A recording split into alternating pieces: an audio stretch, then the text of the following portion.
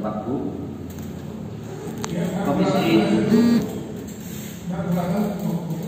selanjutnya sampailah kami kepada tuntutan pidana terhadap terdakwa. Namun sebelum kami membacakan tuntutan pidana tersebut, perlu kiranya kami kemukakan hal-hal yang memberatkan dan yang meringankan yang menjadikan pertimbangan dalam pengajuan tuntutan pidana ini, yaitu sebagai berikut. Hal-hal yang memberatkan: 1. Perbuatan terdakwa tidak mendukung upaya pemerintah dan masyarakat yang sedang diadanya melakukan upaya pemberantasan korupsi.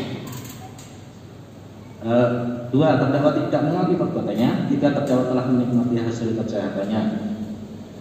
Hal-hal yang meringankan: terdakwa belum pernah dihukum, terdakwa bersikap anti persidangan. Berdasarkan uraian seperti atas dan dengan memperhatikan ketentuan peraturan perundang-undangan yang berkenaan dengan perkara ini, kami menuntut umum dalam perkara ini menuntut supaya Majelis Hakim Pengadilan Tindak Pidana Korupsi pada Pengadilan Negeri Medan yang memeriksa dan mengadili perkara ini memutuskan: 1. Menyatakan terdakwa Zulmi Aldinaz terbukti secara sah dan meyakinkan menurut hukum bersalah melakukan tindak pidana korupsi yang dilakukan secara bersama-sama dan berlanjut sebagaimana diatur dan diancam pidana dalam pasal 12 huruf A Undang-Undang RI Nomor 31 Tahun 1999 tentang pemberantasan tindak pidana korupsi sebagaimana terubah dengan Undang-Undang Nomor 20 Tahun 2001 tentang perubahan atas Undang-Undang Nomor 31 Tahun 1999 tentang pemberantasan tindak pidana korupsi, yaitu pasal 55 ayat 1 KUH pidana, yaitu pasal 64 ayat 1 KUH pidana sebagaimana dalam dakwaan pertama. 2. Menjatuhkan pidana terhadap diri terdakwa Zulmi Aldinaz berupa pidana penjara selama 7 tahun dikurangi selama terdakwa berada dalam tahanan sementara dengan perintah supaya terdakwa tetap ditahan, dan pidana denda sebesar 500 juta rupiah subsidiar 6 bulan kurungan. 3. Menjatuhkan hukuman tambahan pada terdakwa Zulmi Aldinaz berupa pencabutan hak untuk dipilih dalam jabatan publik selama 5 tahun setelah terdakwa Zulmi Aldinaz selesai menjalani pidana pokoknya. 4. Menyatakan barang bukti nomor 1 sampai dengan barang bukti nomor 234 sebagaimana yang tercantum dalam surat tuntutan kami dan tidak perlu kami bacakan. 5. Menetapkan agar terdakwa membayar biaya perkara sebesar Rp7.500. Demikian tuntutan pidana ini dibacakan dan diserahkan di depan persidangan pada hari Kamis tanggal 14 Mei 2020 penuntut umum pada Komisi Pemberantasan Korupsi. Terima kasih.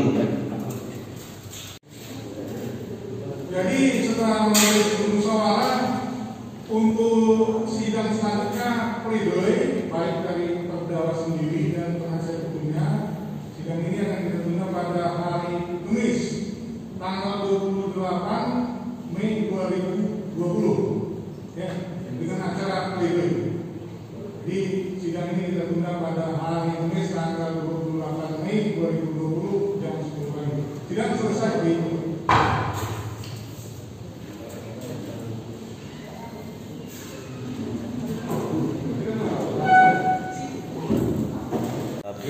Bang Edi, ini tanggapan Bang gimana? Ya, gini, menurut kami ini untuk sementara ya, ketika mendengar nota tuntutan itu, satu unsur terpenting itu menerima hadiah itu ya. Itu menurut kami faktanya lemah. Ini tadi saya catat dalam persidangan itu. Unsur menerima hadiah itu tidak memenuhi batas minimal pembuktian. Kenapa? Karena pembuktian dalam nota tuntutan jaksa itu bersifat nunus testis. Kenapa? Hanya Samsul. Sedangkan Andika maupun Aidil itu testimonium Daudi itu bahkan dia asumsi menurut dia bahwa Samsul itu diperintahkan oleh Pak Wali Kota, tapi dia tidak dengar, mereka tidak dengar, tidak lihat sendiri itu. Maka menurut kami itu batas minimal pembuktian tidak terpenuhi. Sedangkan bukti surat ternyata tidak ada ditemukan dalam persidangan ini. Seperti misalnya bukti pembelian barang yang diberikan kepada Pak Wali Kota atau bukti penerimaan uang untuk Pak Zulmi Aldinaz, nggak ada dalam persidangan ini. Malah dalam persidangan ini justru yang terbukti adalah bahwa terdakwa tidak mengetahui siapa Terjang Samsul yang sering minta uang kepada para kadis.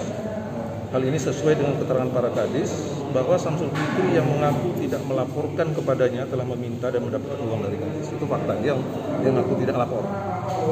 Kemudian dalam nota tuntutannya jaksa KPK tadi ya mengakui bahwa terdakwa tidak ada menerima langsung uang dari Samsul Fitri yang dimintanya dari para kadis itu.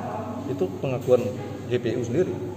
Nah, fakta-fakta yang ditetapkan jaksa cenderung dipaksakan, seperti contohnya uraian fakta jaksa yang menegaskan bahwa Joel Meldi tidak pernah menginstruksikan kepada Syamsul Fitri untuk meminta uang kepada para kadis. Ya, dia tidak pernah menginstruksikan, menurut jaksa tidak pernah menginstruksikan ke Syamsul untuk tidak terima uang. Saya kira itu terlalu dipaksakan, gitu ya. Karena undang-undang sendiri yang sudah melarang, nggak perlu diinstruksikan lagi, gitu kan. Nah, selain itu, fakta yang disebut jaksa yang tidak berdasarkan bukti persidangan yaitu fakta tentang permintaan uang kepada para kadis yang menurut jaksa tadi terbukti dari keterangan Syamsul Fitri dan Aidil. Padahal di persidangan Aidil gamblang mengakui bahwa itu hanya asumsinya saja, gitu ya. Karena dia lihat Syamsul masuk ke ruang ketemu Pak Wali, gitu kan. Nah, asumsinya seperti itu. Kemudian jaksa juga menerapkan asumsi subjektif jaksa. Mereka itu sendiri asumsi. Apa itu? Menyatakan tidak mungkin Joel Meldi tidak mengetahui Syamsul Fitri dan Andika meminta uang dari para kadis. Nggak mungkin. Nah, ini kita cerita fakta gitu ya, jangan asumsi. Nah, juga ada fakta lain versi jaksa yang tidak berdasarkan bukti, yaitu fakta yang menurut jaksa KPK bahwa uang yang